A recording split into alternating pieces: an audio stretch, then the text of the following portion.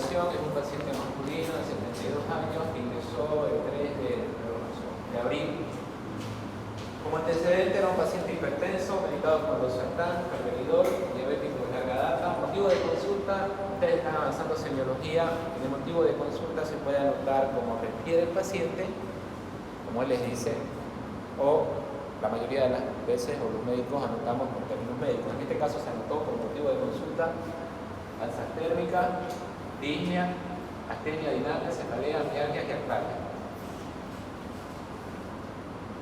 Dentro de la enfermedad actual tenemos como antecedentes que el paciente en el 2005 fue diagnosticado de hipertenso diabético, ingresó el primero por alzas térmicas, mialgia, disnea, como un síndrome febril. A las 72 horas de evolución el paciente cursa con disnea, taquipnea, alzas térmicas, hipotensión, que ya es un dato importante, por lo cual es internado en terapia intensiva con una evolución desfavorable, se realiza intubación, manejo de vía aérea y se inician drogas vasoactivas. Vamos a empezar dando algunos términos. Aquí menciona como diagnóstico shock séptico de origen pulmonar, insuficiencia cardíaca e influenza. Primero, el objetivo de la materia obviamente es avanzar fármacos, en este caso vasoactivo. Pero para que ustedes tengan un entendimiento más práctico de la materia, hay que entender la utilidad de estos medicamentos. No podemos aprender de memoria las dosis, situación, contraindicación, pero es más práctico ver realmente para qué sirve. Como avanzamos en la teoría, ¿no es cierto?, de la adrenalina para la respiratoria, el shock anafiláctico, en hipotensión refractaria, por adrenalina en pacientes con choque séptico, glutamina en pacientes con shock cardiogénico. Cada paso activo tiene una indicación más específica. Ahora, aquí vamos a empezar a usar algunos términos que, si bien no es parte de la materia, es importante que ustedes ya lo vayan conociendo. Para empezar, dice shock séptico. ¿Cuál es la definición de shock? ¿Qué conocen ustedes por shock? El shock se puede definir como una disminución de la represión tisular. Creo que en la teoría avanzamos algo de esto, ¿no? Que compromete la actividad metabólica celular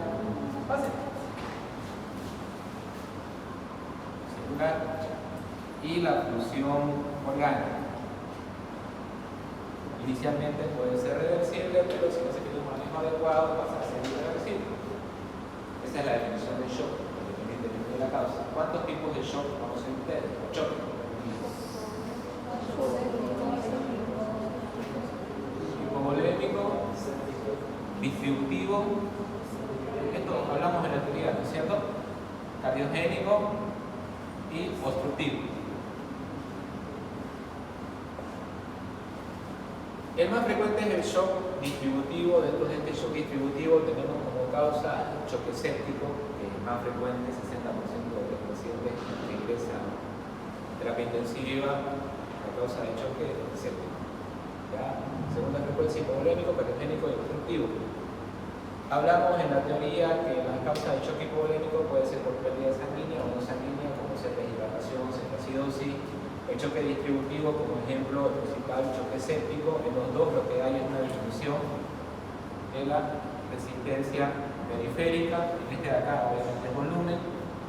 Dentro de las causas de shock cardiogénico, infarto, miocardiopatía, que es el ejemplo que tenemos acá, y lo que va a estar más afectado es el gasto cardíaco, ¿no es cierto? El gasto cardíaco en un adulto normal, si ustedes recuerdan fisiología, es volumen latido por frecuencia cardíaca. El volumen latido normal era cuando 60 ml, ¿no es cierto? Frecuencia cardíaca lo vamos de 70 y le va a salir 4 litros. Gasto cardíaco normal. El obstructivo, que no es difícil de entenderlo, si ustedes se imaginan acá, tenemos el corazón. Una de las causas más frecuentes de taponamiento cardíaco se llena acá de sangre, no hay un llenado diastólico, por lo tanto va a haber una disminución del gasto cardíaco. Ahora, ya sabemos que es shock, ya sabemos que es choque séptico. Choque séptico, primero definamos que es una infección. Ya han avanzado en fisiopatología algo de esto. Infección es una respuesta inflamatoria secundaria a un microorganismo. A ver, se sepsis es un síndrome de respuesta inflamatoria sistémica, digámoslo así como si es más falla de 2 o más órganos. En la teoría mencionamos, ¿no es cierto?, que puede haber compromiso neurológico, que puede haber compromiso renal. Entonces, cuando tenemos una sepsis, ya es un paciente que tiene compromiso de 2 órganos por respuesta inflamatoria sistémica secundaria a un proceso infeccioso. Choque séptico, esta es la definición, pero clínicamente que el paciente tenga una TAC menor a 65 o que tenga un lactato mayor a 2. ¿Ya? Son conceptos que ustedes es bueno que lo entiendan para entender el caso clínico. Yo les puedo hablar aquí de choque séptico, pero si ustedes no saben qué es choque séptico, no va a tener mucho sentido seguir avanzando. Entonces, choque es una disminución de la perfusión tisular. En el caso de la sepsis, por una infección caracterizado por disminución de la TAC y aumento de lactato. Ese es el diagnóstico de nuestro paciente. Al examen físico. Ustedes ya están avanzando en semiología, creo que están recién por anamnesis, ¿no? Sí. Ahora son términos acá que no lo van a ir leyendo más adelante. El paciente ingresa en mal estado general, hemodinámicamente inestable, ventilado.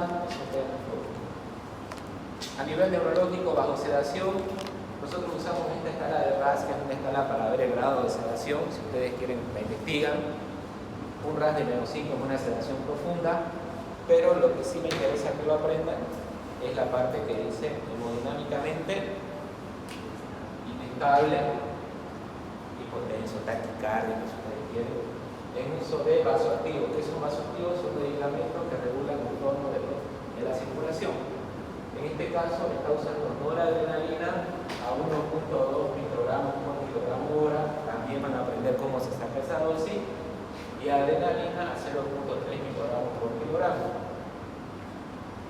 El vasoactivo de elección en pacientes con choque séptico dijimos que era la noradrenalina, ¿no es cierto?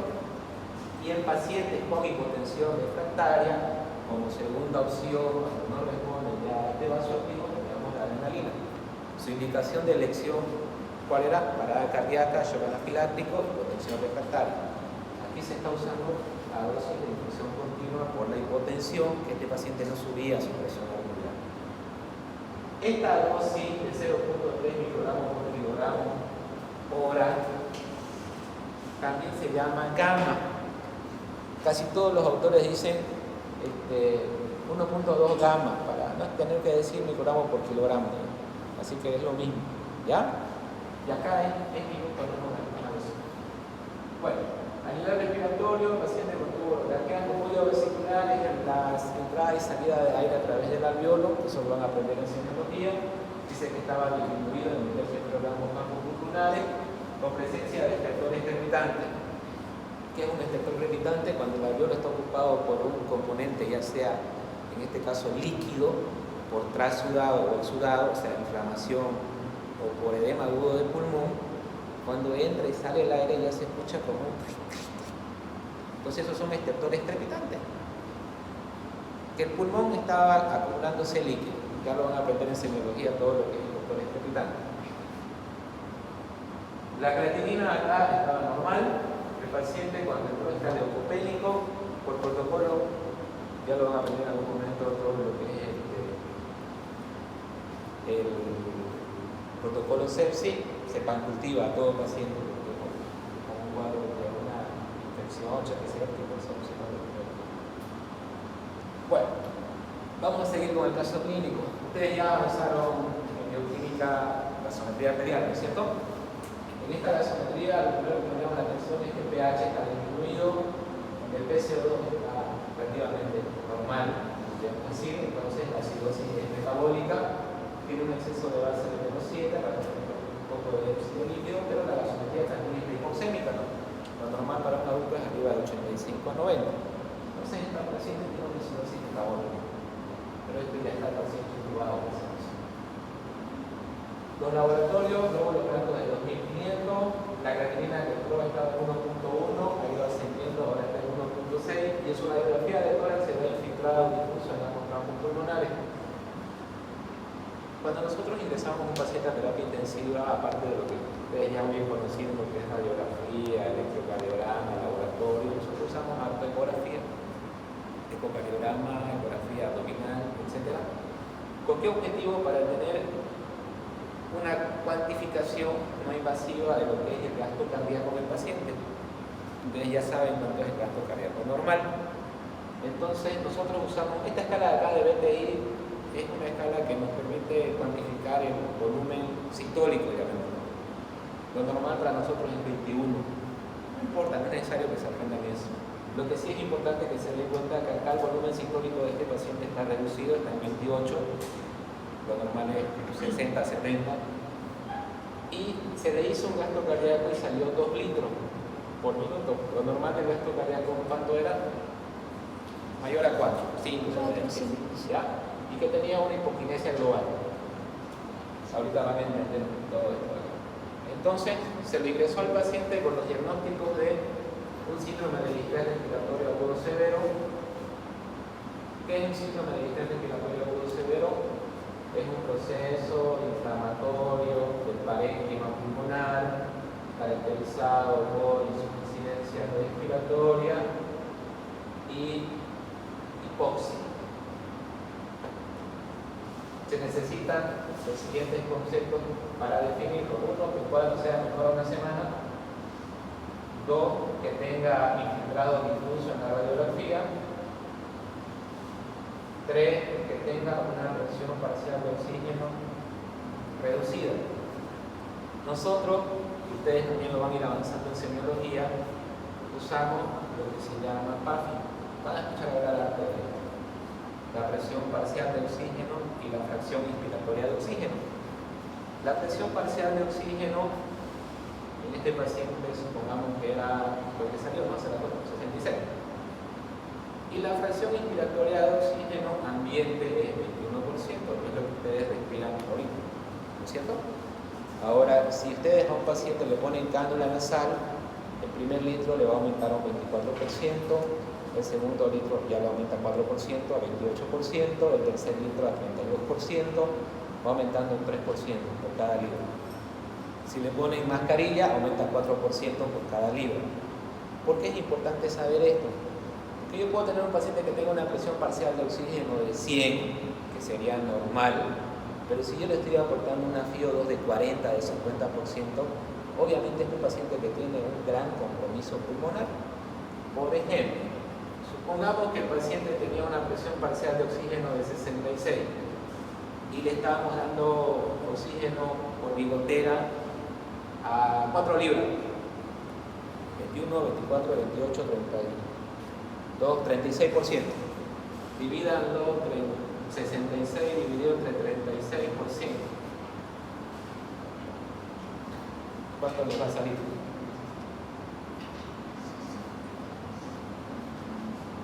66 dividido entre 36.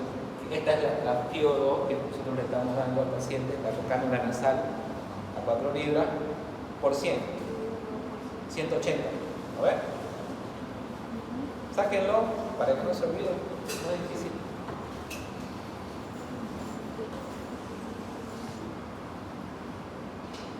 ¿Cuánto le salió? Eso, ¿ver? Ahora, por ejemplo, si en este caso el paciente tuviera 66 y está ambiente de 21, ¿cuánto le sale? De PAFI. PAFI. Van a escuchar hablar harto de PAFI.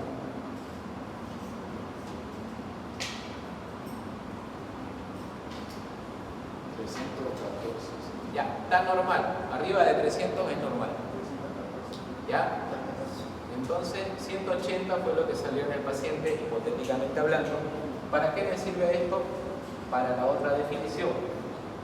Menor a una semana, que tenga infiltrado difuso en la radiografía y que la presión parcial de oxígeno, la PAFI, que la presión parcial de oxígeno, la presión inspiratoria de oxígeno esté por debajo de 300, por debajo de 200 y por debajo de 100.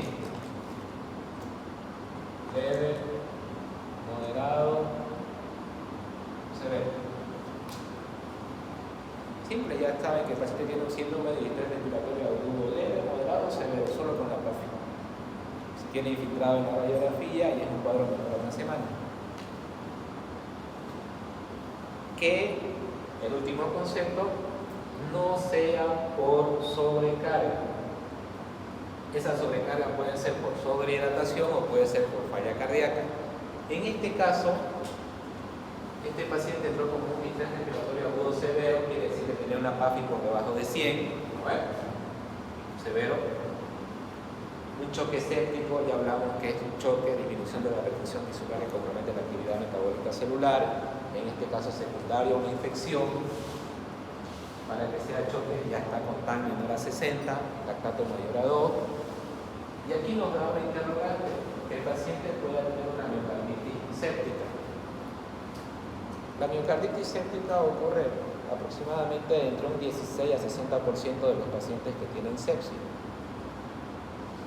¿Por qué sospechamos también de miocarditis o de falla cardíaca? Porque tenía un gasto cardíaco reducido. ¿Se acuerdan que tenía 2 de gasto cardíaco, ¿no es cierto? Entonces, este está interrogado, ya vamos a ver más adelante por qué. Y sospecha de dengue, porque tenía, si ustedes miran sus laboratorios, leucopenia y también tenía trombocitopenia el paciente, ¿no es cierto? Entonces, esos fueron sus diagnósticos de ingreso a terapia intensiva. Acá están, si ustedes ven sus plaquetas, están en 76.000, ¿no es cierto? Está el leucopénico, su lactato está en 2, o sea que está mal perfundido. ¿Por qué se eleva el lactato? Porque no llega el oxígeno a la célula, se activa el metabolismo anaerobio, la glucosa se va a transformar en piruvato, el piruvato en lactato. Entonces, el lactato aumentado nos habla de que hay mala perfusión. La presión arterial media menor a 65, también mala perfusión. ¿Se acuerdan la fórmula de la TAN?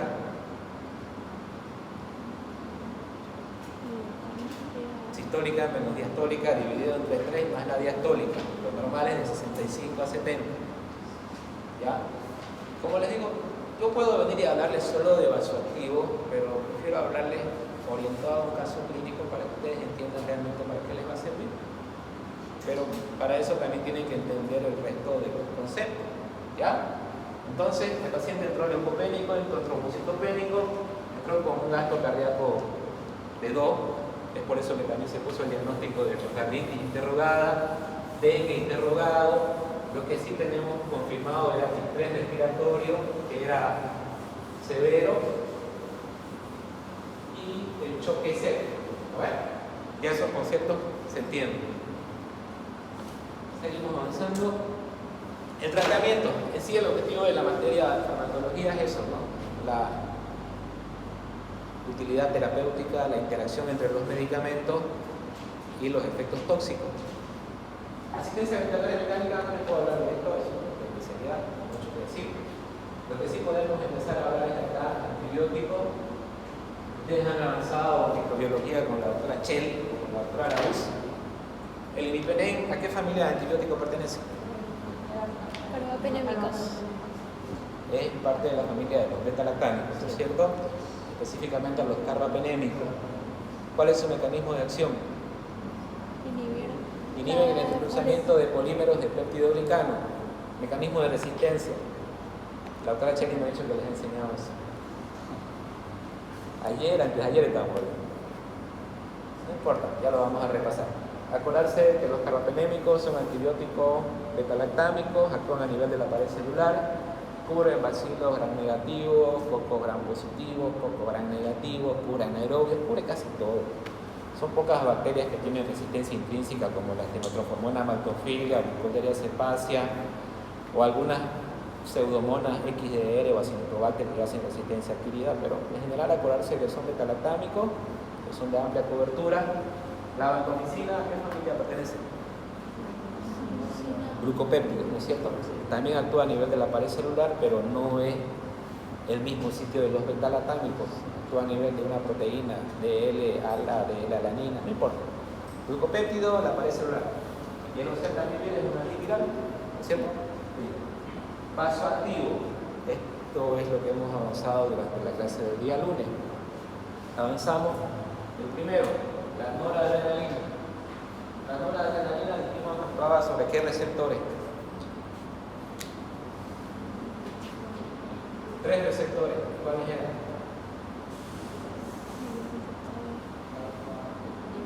Beta.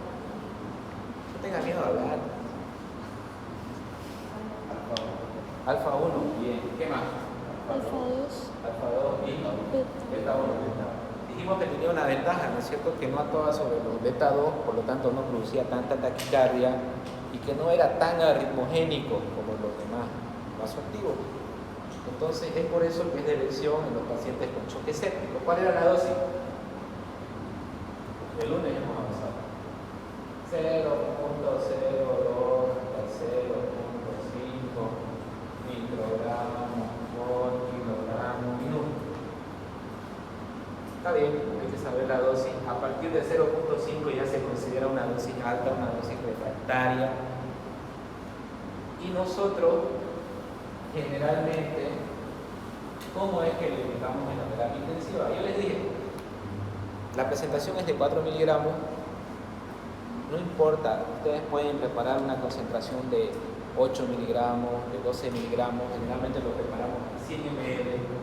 En este caso, en este paciente, está con 16 miligramos en 100 ml a 30 ml hora. Es una dosis sumamente alta. ¿Cómo hacer eso?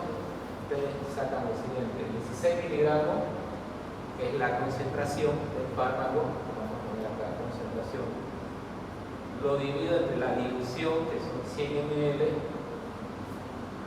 lo divido entre el kilo peso del paciente, pongámosle 70 kilos, lo divido entre el 60, que son los minutos, que tiene una hora, y todo esto lo multiplico por 1000, y todo esto lo multiplico por ml que está recibiendo el paciente, que en este caso sería 30, y me va a salir los microgramos por kilogramo minuto que está recibiendo mi paciente. A ver, divídanlo. Háganlo porque si no, no se van a acordar. 16 dividido entre 100. El 100 es la dilución. Yo si quiero lo puedo diluir en 50, si quiero lo puedo concentrar con 12.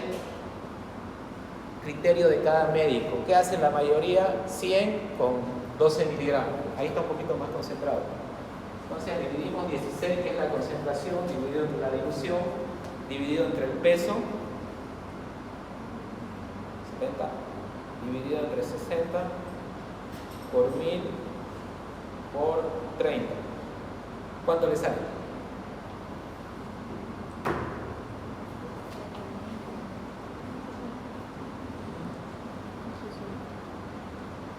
¿Cuánto le salió? Es dividir nomás.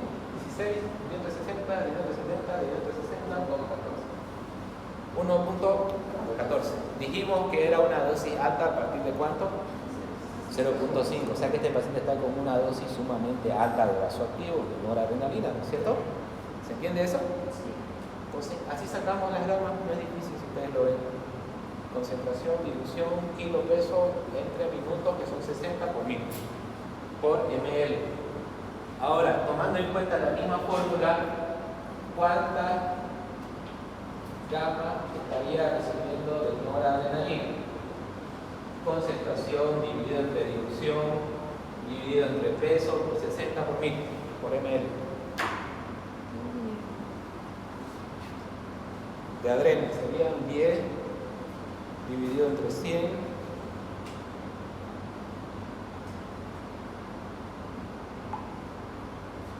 ¿En qué piso estamos? Cuarto. ¿Cuánto le salió?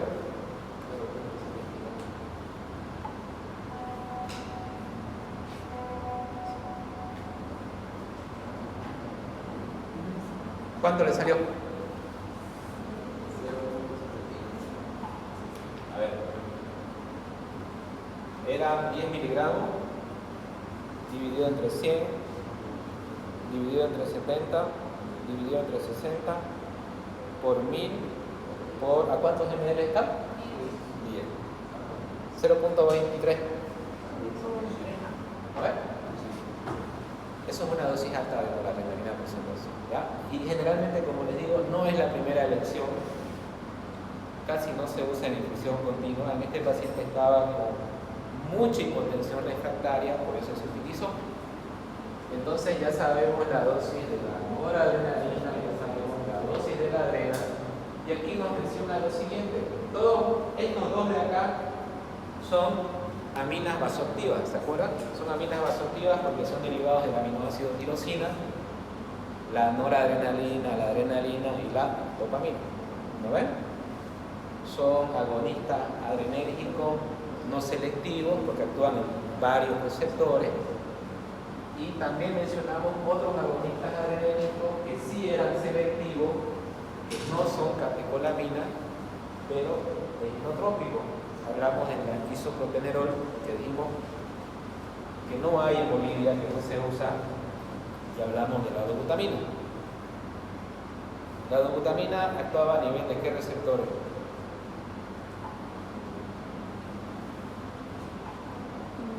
Beta 1, beta 2, alfa 1, alfa 2, beta 1.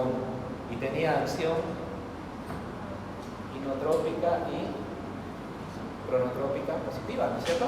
¿Cuánto era la dosis?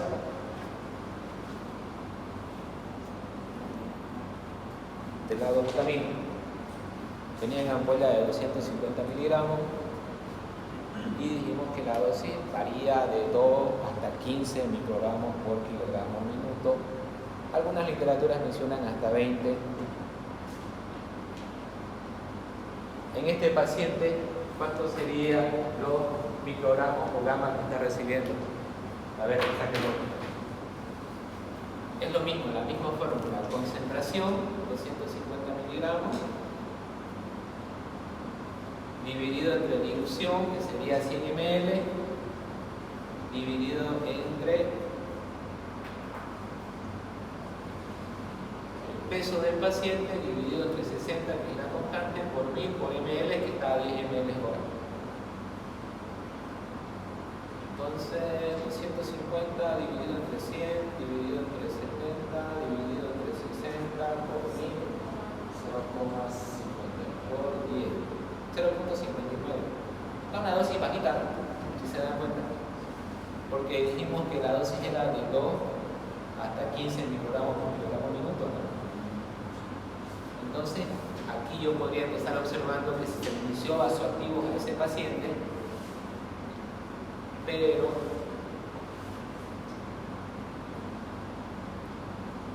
no mejora la presión arterial.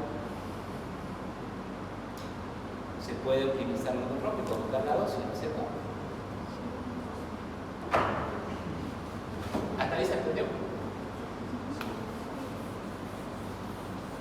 Resto de medicamentos diuréticos que vamos a avanzar más adelante: medicamentos cardiovasculares, relajantes neuromusculares, igual, plan, monitoreo hemodinámico, monitor pico. Monitor pico es algo de especialidad de terapia intensiva, pero se lo voy a más o menos relatar.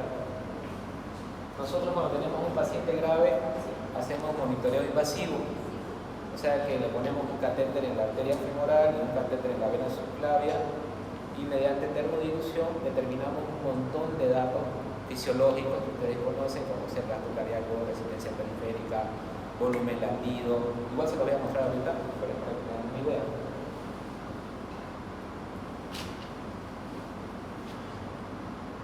Aquí, por ejemplo, lo que estábamos haciendo es hacer ecografía de la arteria femoral para ver a qué nivel era más fácil introducir el catéter femoral. Porque ustedes, si le ponen a ciegas, quita que el paciente tenga una placa de ateroma, por ejemplo, o sea, una arteria trombosada, el catéter no va a pasar. Entonces lo hacemos guiado por ecografía, ahí se ve la arteria, y estábamos viendo, por ejemplo, en este paciente que tenía una placa de ateroma grande, entonces introducimos el catéter por delante de la placa. Ya, para que lo vayan conociendo. Ahora, ahí está, ¿ven? ¿Lo ven las dos cositas negras que aparecen? Sí. Ahí está, ¿no? Arteria, ven. Igual aquí en las diapositivas, así que después las voy a marcar. ¿Estos son los ateromas? ¿Esas cositas? Esa es la arteria y sí se veía la placa de ateroma, por eso que se le puso el catéter más arriba. ¿Ya? Negro es la arteria. Los dos son negros, la arteria y la vena. ¿Cuál es la diferencia? Cuando vos lo comprimís con el ecógrafo, la vena se colapsa, la arteria no. Igual con el Doppler puedes darte cuenta, ahí le estábamos haciendo Doppler por ejemplo, pero a simple compresión, el que se comprime es vena y el que no se comprime es arteria, no necesitas saber nada más. Bueno, luego se le puso ese catéter. La finalidad es tener parámetros hemodinámicos que nos permitan saber el gasto cardíaco del paciente, la respuesta al tratamiento del paciente con los vasoactivos, que son los medicamentos que estamos aprendiendo, su utilidad.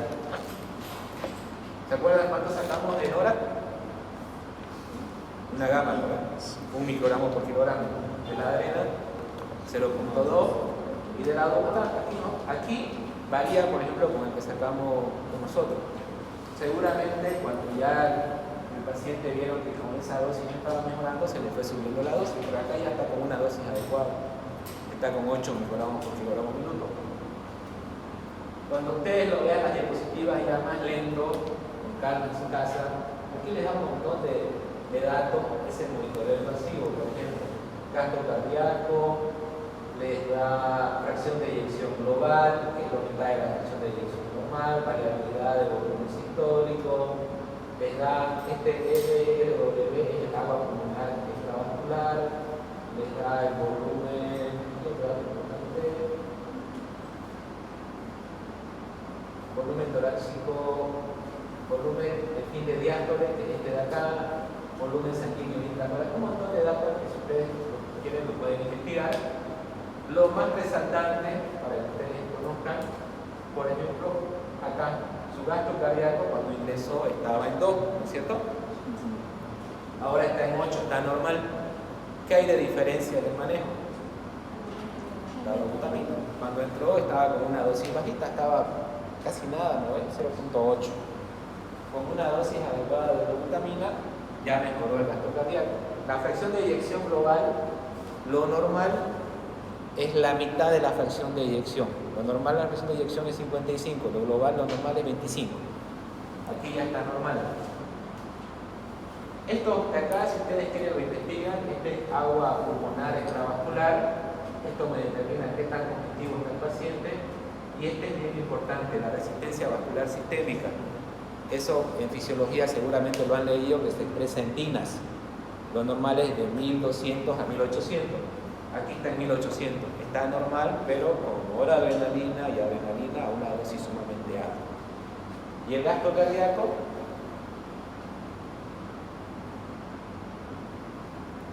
mejoró porque se optimizó la dosis de eritrópico. ¿No ven? Bueno, en el ecocardiograma, si ustedes se dan cuenta, este es monitoreo invasivo y este es no invasivo. El gasto cardíaco está casi igual, no hay mucha diferencia, ¿no? 7-8 por ecografía. Dexo, no te voy a explicar eso, es más especialidad. Entonces, ¿cuál fue la evolución del paciente durante su intervención? Del día que ingresó, que era en fecha 4, al día 11 de evolución, los vasoactivos fueron en descenso, pero la función renal fue deteriorando, fue empeorando la función renal. ¿Ustedes por qué creen que pudo haber sido eso? Uno puede ser por la misma sepsis, que te puede producir mala perfusión en todos los órganos, y dos, dijimos que la noradrenalina, uno de los problemas es que produce vasoconstricción a nivel renal por activación de los receptores alfa, y la adrena peor, digamos, los dos producen vasoconstricción y te pueden llevar a falla renal más la misma sepsis. Entonces, mejoramos el estado hemodinámico, empeoramos la función renal. ¿Ya? La noradrenalina ya se bajó la dosis, si ustedes se acuerdan estaba con una gama, menos requerimiento. La dobutamina se bajó la dosis, menos requerimiento. Tenemos un gasto cardíaco relativamente aceptable, un volumen sistólico un poco reducido. Seguramente el paciente está taquicárdico para compensar, porque si ustedes se acuerdan, gasto cardíaco es igual a volumen latido por frecuencia cardíaca. Esto es fisiología, ¿no? Y el volumen latido depende de la precarga, la postcarga y la contracción. Gasto cardíaco es igual a volumen latido por frecuencia cardíaca. El volumen latido depende de la precarga, con carga, contracción. O sea, todos estos parámetros que estamos viendo acá igual, ¿no? Si ustedes se dan cuenta. La resistencia vascular sistémica está adecuada, manteníamos un buen gasto cardíaco, laboratorialmente estaba leucopénico y los glóbulos blancos fueron ascendiendo. Eso ya es una señal de alerta también, ¿no? Puede estar causando como una sobreinfección bacteriana. El paciente entró con una sospecha de dengue, tenía leucopenia, tenía trombocitopenia, estaba en choque séptico, estaba hipotenso. Ahora los glóbulos blancos están empezando a ascender, hemodinámicamente está mejor, las plaquetas se han mantenido, la creatinina ha ido subiendo, estaba en 1.1, 1.6 y aquí ya está en 5.7, 6.3. Arriba de 5 ya hay indicación de diálisis. La gasometría, que teníamos una acidosis metabólica, aquí empeoró, aquí mejoró, ¿no? Está normal, el bicarbonato está normal. El lactato estaba mal perfundido, mejoró, pero acá empeoró la perfusión. Esto es saturación venosa central y este es delta CO2. Si ustedes quieren, investiguenlo. Igual es un marcador de perfusión tisular. Y este delta CO2 es un marcador indirecto de la función cardíaca. No es difícil de entenderlo. Se saca una gasometría arterial y una gasometría venosa, restamos el CO2 arterial con el venoso y sale el delta CO2. Si está mayor a 6, tiene falla cardíaca. Entonces estaba en 11, tenía una falla cardíaca casi. Mejoró, está casi normal. Entonces, ustedes se dan cuenta, hay una correlación clínica, laboratorial, imagenológica y hemodinámica. Eso es lo que me gusta de este caso clínico. Ahora, también tenemos otros eventos como células de leucocitos que se nos están disparando y la función renal que está empeorando, que puede ser por el mismo uso de los vasoactivos o puede ser por el choque séptico. ¿Ya? Bueno, seguimos avanzando con el paciente.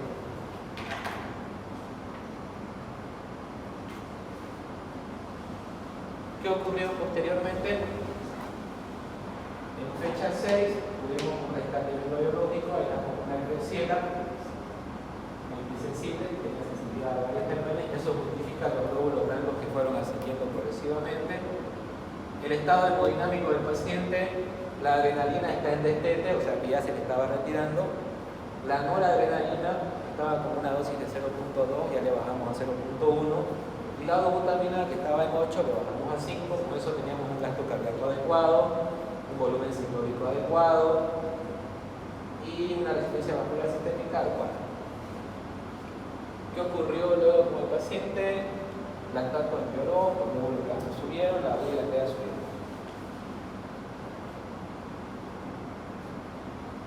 Luego de que tuvimos el rescate de la Klebsiella, ya se hizo tratamiento con antibiótico dirigido, pero los glóbulos blancos que habían llegado hasta 20.000 fueron bajando, la gasometría que ya estaba más compensada, la PAFI, si ustedes recuerdan, que era la presión parcial de oxígeno y la fracción inspiratoria de oxígeno, tuvo un descenso bien llamativo de 111. Cuando ya un paciente tiene una PAFI por debajo, para nosotros del 150 y está con parámetros altos del ventilador, o sea, ya está con todas las maniobras para tratar de abrir esos pulmones, para reclutarlos, no mejora, lo que hacemos es pronarlo. Lo que se hacía con el COVID, ¿se acuerdan? Eso era para mejorar la relación ventilación-perfusión en la región posterior del pulmón, porque por la misma gravedad del hecho de que el paciente esté pronado, el líquido se va a la región basal y la región posterior dorsal se expande y ventila mejor. Entonces es una maniobra de reclutamiento alveolar.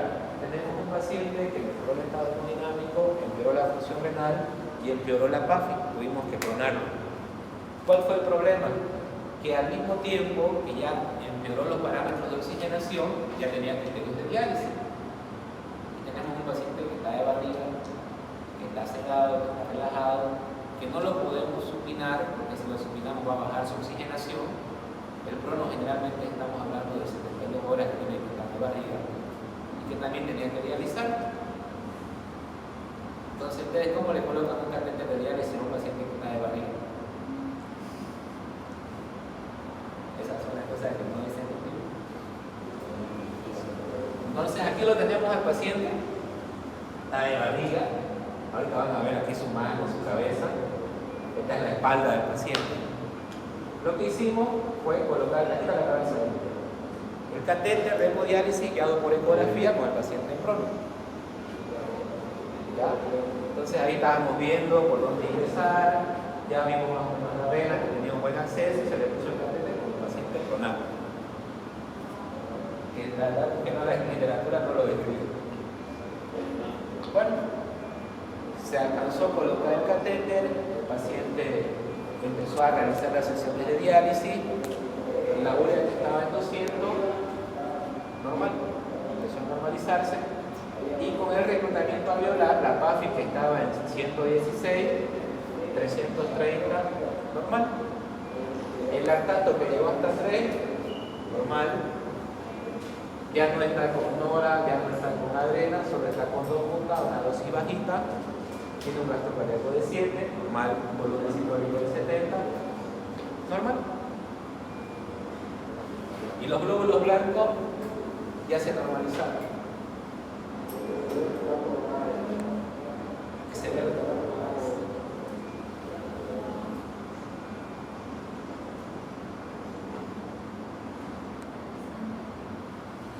Luego la evolución del paciente ya realizó su sesión de diálisis, mejoró la PAFI, ya se lo supinó, tenía criterios de parámetros para supinarlo, que aparte de la PAFI, que mejore radiográficamente también nos puede ayudar.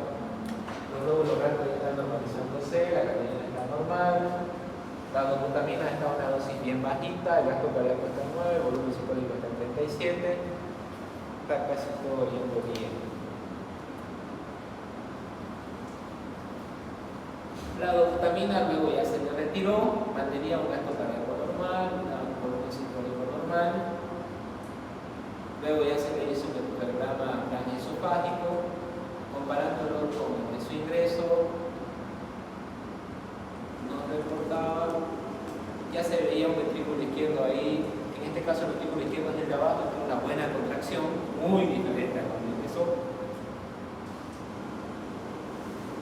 Y ahí le están haciendo el electrocardiograma transesofágico recién.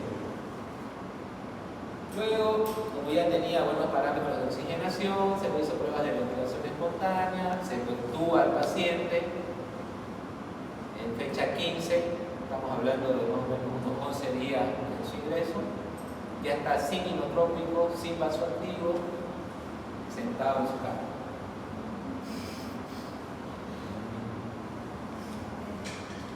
Y en el electrocardiograma de control ya tenía una fracción de eyección normal, un gasto cardíaco normal, o sea que su falla cardíaca era por sepsia, era una falla cardíaca secundaria al cuadro séptico que tenía. No era que el paciente tenía mucho cardiogénico porque ya era ácido o algo así. Una vez pasó este cuadro agudo, tenía un gasto cardíaco normal. ¿Ya? En resumen, este paciente desde fecha 5 se pudo descender los vasoactivos, ascender los vasoados, tuvimos una sobreprotección por Klebsiella, tuvimos la prueba para ADN positivo, tuvo hemodinámicamente más compensado, se fue detectando la nora, la adena, la robusta, pero tenía una PAFI por debajo de 100, por lo cual se lo pudo clonar. Como subió la creatinina, se lo tuvo que realizar varias veces al paciente, por lo cual mejoró la urea, la creatinina. Luego mejoraron los parámetros de oxigenación, se lo supina, se lo pone de espalda. La evolución favorable se la superior al esofágico, ya tiene una cardíaco normal, una función sistólica conservada, culmina su tratamiento con antibiótico y el 18, 14 días después se va. Listo. Esa es más o menos la utilidad de los vasoactivos. Para eso es lo que sirve, soporte hemodinámico. No sé si tienen alguna duda, alguna pregunta. O hay algo que quizás no entiendan. Como les digo, yo puedo venir y hablarles de vasoactivos, dosis y demás cosas, pero es más práctico así, ¿no? Para que vean realmente para qué les va a servir. ¿Ya? La siguiente clase tiene el examen oral, ya acaba de los temas de la teoría, se les va va a ser un grupo de 5, en este caso que son un poco más top.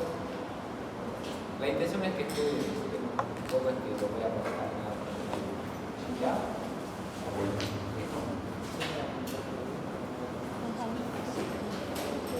Doctor, entonces, estos casos clínicos no, o sea, bueno, El el caso caso clínico clínico, entraría. ¿qué vamos a hacer?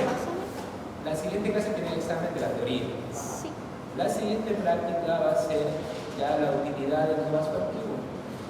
En este caso ya ustedes van a dar examen, pero solamente de adrenalina, noradrenalina y glutamina, que es lo que hemos avanzado el día de hoy. ¿Para qué nos sirve la dosis? ¿Cuándo está más indicada la adrenalina? ¿Cuándo está más indicada la noradrenalina? ¿Cuándo está más indicada la glutamina? Esa es la finalidad del caso clínico. ¿Ya? Entonces, O sea, la siguiente clase va a ser solamente teoría. Teoría, Todo, repaso de toda la todo teoría. lo que avanzamos hasta el día lunes. Sí. Todo vamos a dar así. Todo. Tal vez no da el tiempo, lo hacemos en dos prácticas. La idea es repasar. Va a ser por orden. Ya, vamos a ver ese día.